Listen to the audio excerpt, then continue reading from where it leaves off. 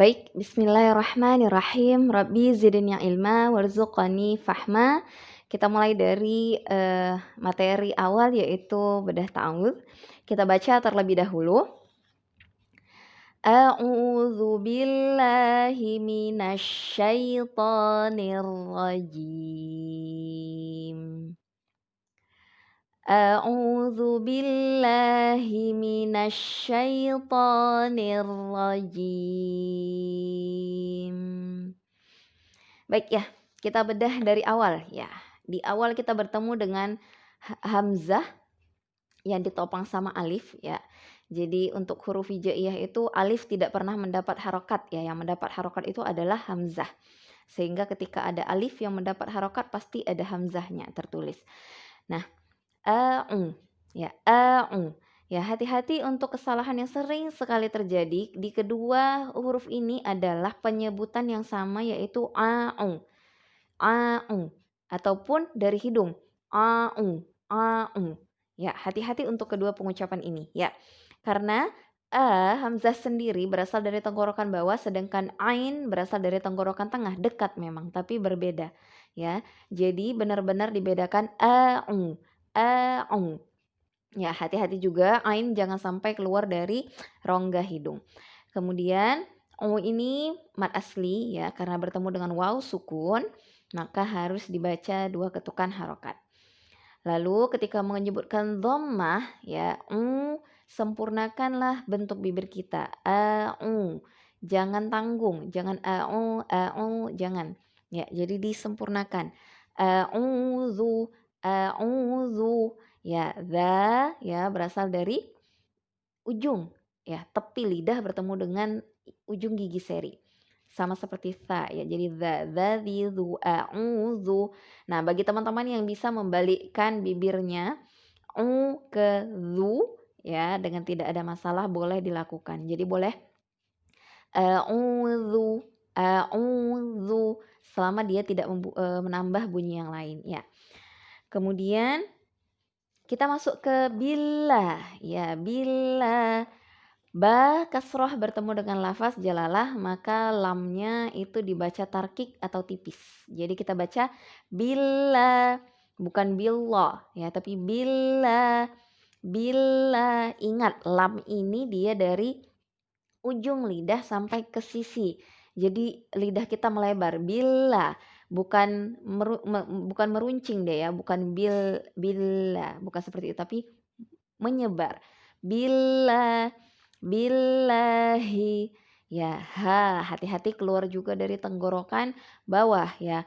Ini hati-hati jangan terlalu karena kita ingin menunjukkan bahwa dia keluar dari tenggorokan bawah, dia ini besar ya kalau kita kenal dari dahulu. Jangan sampai dia keluar dari rongga dada sehingga terlalu menampakkan bunyinya seperti ha. Tidak, kalau ini sudah keluar dari rongga dada, tapi sebutkan dengan santai saja ya, tapi ada tetap tekanan di tenggorokan bawah. Ha, hi, hu. Ya, jadi billahi, ya, billahi. Lalu masuk ke minasyai, ya, minash. Jangan terikut tebal karena ada sya. Jangan menjadi minosya. Jangan ya. Tapi tetap huruf mim dan nun dibuat tipis. Minash ya. Minasyai sya. Biasakan jangan memajukan bibir. Jangan minasya, bukan. Suara sya yang keluar bukan dari bibir yang maju, namun dari makhraj huruf yang tepat. Makhraj sya adalah dari tengah lidah yang terangkat ke atas. Jadi disempurnakan dengan sifatnya yaitu ada tafashi namanya, ada udara yang menyebar di dalam rongga mulut. Jadi disempurnakan minasya syashishu ya. Minasyai jelas ini lin ya, ini namanya lin. Jadi fathah bertemu dengan baris kasroh ataupun baris atau waw sukun ya, maaf, ya atau waw sukun, maka dikatakan lin, maka penyebutannya tetap harus jelas i ya, syai. Jangan sampai syai, jangan sampai miring. Fathahnya harus tetap tegak, syai, ya. Jadi dia syaito.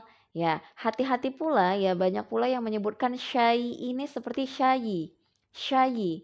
Salah. Kalau syayi itu berarti ya-nya berharokat kasroh, tapi ini ya kita sukun ya. Jadi syai dialirkan, syaito. Ya, po masuk ke tebal, jadi iya-nya jangan keikut tebal.